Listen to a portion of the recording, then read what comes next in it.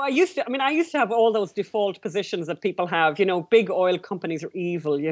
McDonald's is evil. Starbucks are somehow something bad. And it's kind of a lazy position to have if you're concentrating a lot on drinking beer and partying. And it's kind of like, fine, I'll go along with all that and save the whale and whatever. Just, I don't want to wear the sandals or get facial hair. So glad to have this next guest here on Louder with Crowder. When I've sub-hosted other shows, I've always had this lady on. One of the creators of the GoFundMe campaign, actually creators for the film, GosnellMovie.com, the most successful Indiegogo, independently funded film ever, of course, about the crazy abortion doctor, has done so much good work on the side of climate change. Frack Nation is a film I highly recommend you watch. Thrilled to have Anne McElhinney. Did I get that right on the program? Brilliant. Yes, and it's great to be here. Thanks a million, Stephen. We're so glad to have you on. And so what's funny is what started this was I got an email. So let's start with this. You did Frack Nation, of course, which is a rebuttal to Gasland. For those who are listening terrestrially, go to louderwithcrowder.com. We'll have the links. Watching on YouTube, we'll have an annotation, propaganda film. You did Frack Nation. And I sent you this link that someone sent me of a guy in front of a city or state legislature daring them to drink fracking solution water, but it's a gimmick that caught a bunch of traction with the left, and I knew it was BS, so I figured you could give me a clear answer. Let's start off with that. One of the things I talk to groups about fracking all the time, and I go around the country, and one of my kind of shticks is, who are these people? Who are these anti-frackers? Right. I'll tell you who they are, Stephen. These are people who lied about breast cancer. So this is the kind of person we're dealing with here. These are people who made a film called The Sky is Pink. The same man who made Gasland put out a film, it's on the internet, where he said that in the area around Fort Worth in Texas, a very heavy development area for fracking, that there was a rise in breast cancer. You know something, when people start mentioning breast cancer or cancer in general, all the laughs are done. We're all very serious. None of us have escaped it. None of us haven't got a family member who's died because of cancer.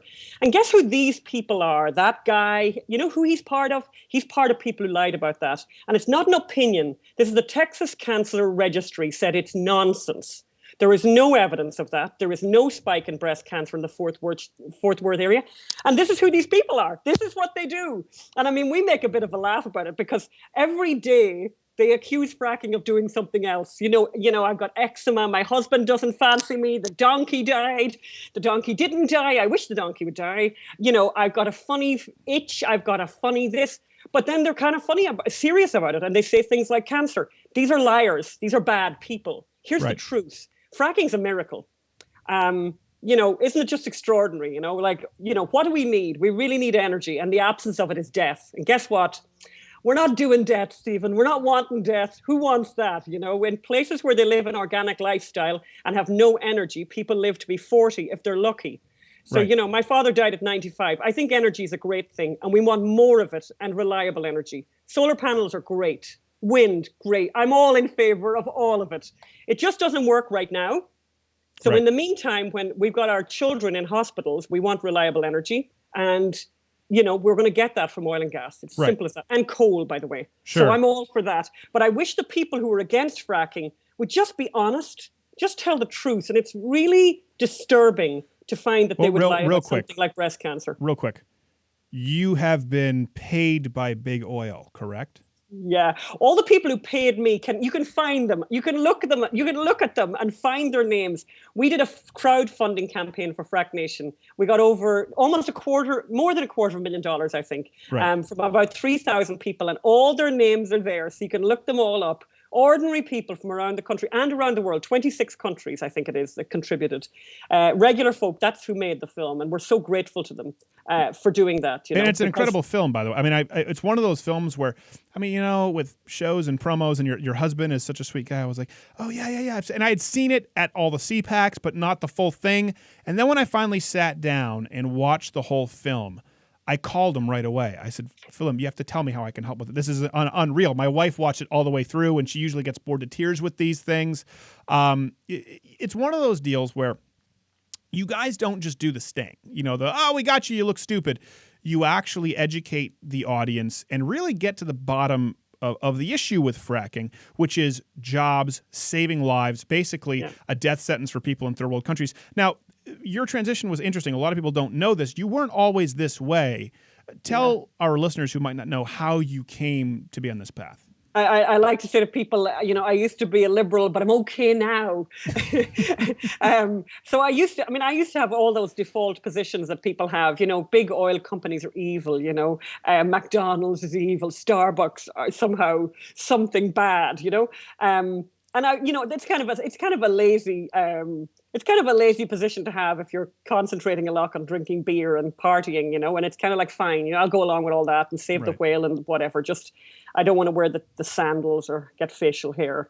But, and I kind of was that kind of person. And then, I was living in Romania. My husband was a correspondent for the Financial Times, and I was a freelance journalist just doing whatever stories would come up.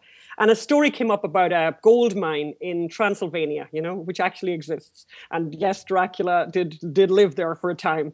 And we went up to cover the story, and we had the story written before we went there. We had it written in our heads, obviously evil gold mining company, Canadian evil gold mining company, innocent locals, innocent natives being taken advantage of. And it was just one of those really weird things where we just started asking people questions. And we spoke to the people from Greenpeace. We spoke to the locals. We spoke to the evil Canadians. And found out that the story that was being reported by the BBC, by the New York Times, by CNN, it was nonsense. Right. First of all, the locals loved the mine. The mine had surpassed all standards for environmental rules. Everyone was in favor of it except for two foreign environmentalists. And the locals, basically, the village was dying without the mine. And I went up a mountain one way and I came down another. And the moment that really galvanized me was I met an 86-year-old woman who had come to visit a model house that the Canadians had built and said, look, if you give us your house, you can live in a house like this. And she was crying and she said, and I thought, oh, here's our story. Here's the woman who's being abused by the Canadians. We got to go a break real quick, so go ahead. What's your problem? I said, why are you crying? And she said, I hope I live long enough to live in a house like this. She didn't, because of two foreign environmentalists. Heartbreaking, but we'll bring you back and then we'll have a laugh on something else. Ann McElhinney, Louder with Crowder. So glad to have Miss Ann McElhinney back. GosnellMovie.com. Please go donate. They do great work. We were talking during the break. My wife was calling. My phone was blowing up if you heard it on air. Our dog is a little bit sick, and it's actually a dog who's banned, a breed that is banned over there in the UK. I'm not a big fan of those breed bans. So, I'm terrible. I don't know. I don't know much about dogs. I'd like to have one when I grow up. Well, he's a Doggo Argentino, and so they look at him and they think he's, like a pit bull had a baby with a nightmare. He's just huge, but they actually send them out. They hunt in packs with dogs. So they're not bred for fighting at all. They're actually very, very dog friendly, very people obedient, but very animal aggressive, like cats or squirrels. He cannot stand, but otherwise he's the gentlest dog going, and can't have one of them in the UK again because government doesn't get the full story. They decide we're going to ban breeds. So before you left, okay, we were talking about Frack Nation. You gave us some information, obviously it's important, but I wanted to talk about this one specific video that's circulating where this guy goes in front of some municipal legislature and says, hey, do you guys want to drink this fracking water? So I thought, oh, okay, here's some proof that fracking contaminates water. He's just going to pour some water from his faucet and tell them to drink it. Because everyone was sending this like wildfire. That's the title. People, city officials or state officials won't drink fracking water. But what he does is he takes a cup of perfectly good water and then adds a bunch of chemicals into the water, mixes it up, and goes, will you drink that? Will you drink that? I don't exactly know why that's BS. I'm pretty sure that's not how fracking works. And correct me. Yeah. I mean, the fracking fluid is 99% water. Then there's a percentage of sand, basically a corrosive, so that they can, so when they're doing this fracking, which is putting this liquid at a very high pressure down into the earth, that it can actually, corrode and make, release the hydrocarbons. And there are chemicals, by the way, in the fracking fluid. Water itself, of course, is a chemical that not a lot of people know about. And there are chemicals, a lot of the chemicals that are in fracking fluid are the kind of things that you'd find under your kitchen sink and you're not that alarmed about. There's things like there's guar, which is an element that's used in ice cream making, actually. And protein powders and stuff like that too. It's like absolutely. And if you were to eat any of those elements, a massive quantity of them, and eat nothing else over time, you probably would get cancer. So they call them carcinogenic. but they're at tiny, tiny. The amount of them is so tiny that it couldn't do any damage. I mean, there are carcinogens in cabbage. But those kind of stunts, by the way, those stunts of having this liquid and saying, oh my God, would you drink this? It's just very cheap and it's theatrical. It makes good press, but it's not honest. This is not honest. Right. And I don't understand why people don't have an honest conversation about this when we do need energy. Right. We do need energy. Well, let me ask you this. So I want the environment to be clean. You know, I don't think we should be tossing all over McDonald's cups out the window. How would the cleanliness of energy from, say, fracking compare to the cleanliness of energy extracted in oil fields, let's say, in Saudi Arabia, then transported to the United States? Yeah, well, I mean, obviously, there's a pretty big carbon footprint in that, actually, if you're going to be transporting that all the way from Saudi Arabia. The standards here, the environmental laws that exist here in the United States, far surpass any other country in the world, and certainly would surpass Saudi Arabia's environmental standards. So I don't understand why we're not going for our own energy source, which is local, organic, indigenous. It's right here under the ground. Why aren't we using our own energy? I can't understand it yet. And we have used it successfully. And it's even funny here in California. You walk on a beach in Santa Barbara and your feet go black, and it's not pollution. That's how much oil is just seeping up through the sand. We're meant to be using this. Really? Is that true? Am I going to go and I'll tell you one thing. I'll tell you how weird it is, Stephen. I thought this was the funniest. I was asked to make a speech in Santa Barbara, and they put me in a very nice hotel. Thank you very much. Well, there are no bad hotels in Santa Barbara. No, actually, you're right. In the bathroom, I found a thing that I've never seen in any bathroom anywhere in the world. They have a little thing in a packet, and you open it, and it's for tar removal, to help you remove the tar from your feet when you've walked on the sand, because your feet will be black and it's really hard to get it off. You know, it's funny that you mentioned that, because I remember when I was a kid, it might have been the 5th or 6th grade, I had to do some project, this was in Canada, of course, on saving the tar sands. And I didn't think anything of it, and so I wrote about, the reason to save the tar sands. And then I remember thinking when I was in high school, I was about 15 or 16, thinking, why the hell do I care about the tar sands? They're tar sands. I mean, I get, save the weeping willows, save the, the endangered German short-haired sparrow. I don't know, I'm making up terms. I was going, the tar sands, it would seem to me that a tar sand would exist for no other purpose if not to extract tar. Yeah. Yeah, but also, by the way, it's not the tar sands. They're called the oil sands, but environmentalists like to misname things as well, just to try and make people get very alarmed. Well, we did say tar sands, though. I don't think So are you saying they all say, that's what the environmentalists say. The environmental movement calls them tar sands. Okay. But people in the oil and gas business call them oil sands. And it's marvelous. God, Canada, how great that our nearest neighbor, who don't behead women, funny enough, who don't stone women, funny enough, that those people would have this incredible supply of oil. Yay, isn't that great? And they allow women to drive cars and everything in Canada. That's right. How weird those Canadians are. So I think getting oil from them is a great idea, Yeah, no, I think you're right. I mean, here's the truth, and I've always talked about this. When people say the United States is an evil English empire, I say, okay, I'm from Canada. The fact that a country like Canada, one of the biggest countries geographically, I think it is the biggest next to China, in the world, one of the most rich in natural resources, with virtually no national defense whatsoever, that they're allowed to exist with America to the south, is proof that it cannot be nowhere else. By the way, in the history of the world, you go as far back as if there is a country as rich in resources like Canada, and there's one world superpower like the United States, by 2:00, Canada's America. That's very good. I never heard anyone say that. That really makes sense. God, the Canadians are lucky. The other place that's very lucky is Australia. It's true. Australia and Canada have a lot in common. Very, very rich countries with very tiny populations. Yes, except Australia has all the rapists, so they've got to... I mean, when you're starting off with the civilization of criminals, I'm sorry to the Australian listeners. We get so many Australians. I will say this: it's the one place where you don't get this rampant anti-American sentiment that you get with a lot of places, either in Europe or. They're my people. Are they your people? Have they been really accepting? Have you noticed of your message and things like Frack Nation? Oh, they just love us. They so love us in Ireland. It's frightening. Yeah, not at all. Yeah, it's quite weird. Yeah, no, I've had some very super aggressive correspondence with people from Ireland, I have to say. What is it about the Irish that they don't like you? I mean, they seem to really embrace their own. If an Irish person makes it in the States, they tend to reclaim them as their own. Yet they seem to not be doing that with you. No offense. Well, I think it's a liberal issue. It's rather than anything else. I think if I was singing their tune, they'd like me a lot. But I'm not singing their tune, so it's a bit aggressive. Well, let me ask you this: with the Irish, are there any actual conservatives in Ireland? Yes, there are. Yes, there are. But it's a small minority. Well, certainly, it's not, sorry, that's not right.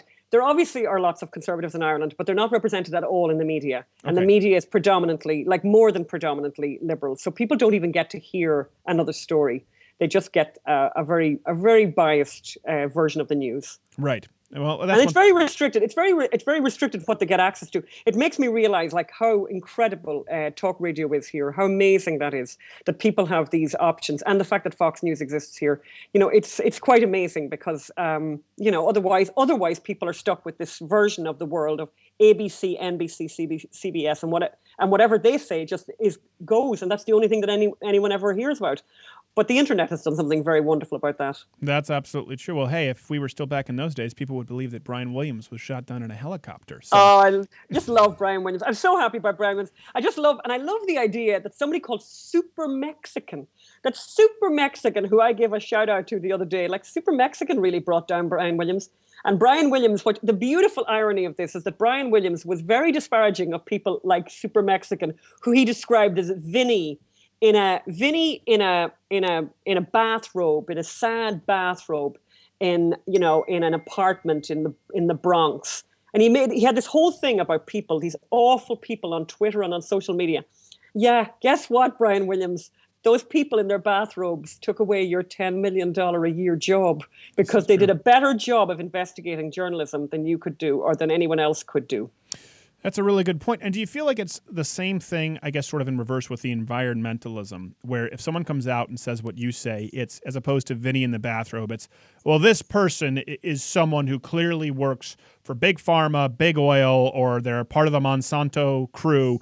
Oh, yeah. Do you ever get a liberal? I mean, the guy from Frack Nation has still never actually acknowledged you guys. Not Frack Nation, sorry. From Gasland. Gasland, right. He still just really wants to avoid it. And I get that sometimes, I have certain people who I'm like, oh, I'm not going to debate with them because, you can't change minds. But you're both very sensible.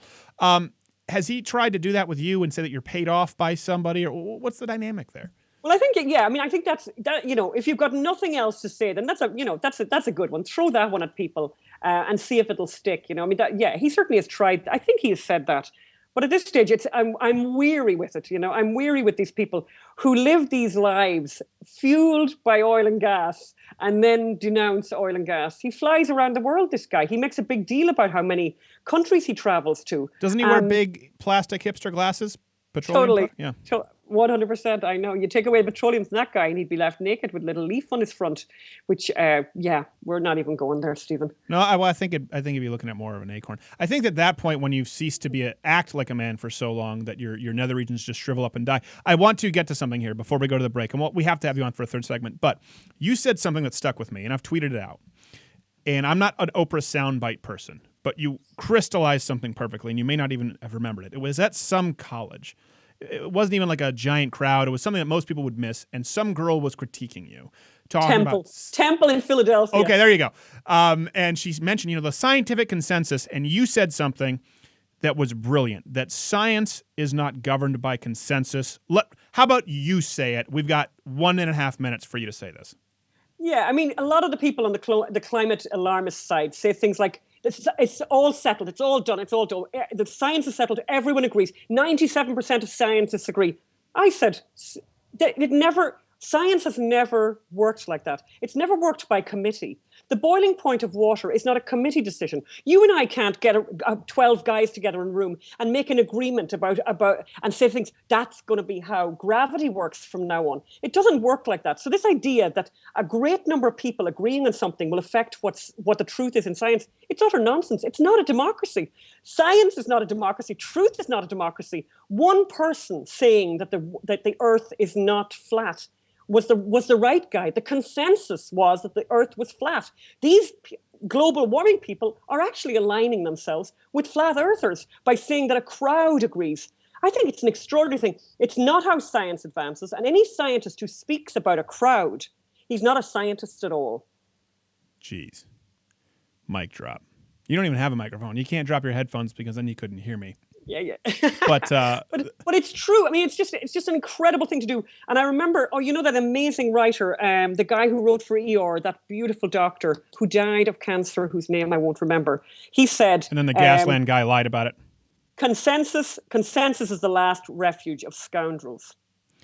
On a side note, before we go to break, because I realize we don't have enough time to really get into that, Dirty Rotten Scoundrels, Michael Caine, from your neck of the woods, one of my favorite actors, one of my favorite films, Ladder with Crowder. We'll be back with Ann McElhinney. Hey, if you enjoyed this video, subscribe by clicking my face, or click this video next to me. It's playing right now in a box. How do we do that? That's the magic of the internet. Is it still playing? Still playing. I don't want to look at it. Still playing, isn't it?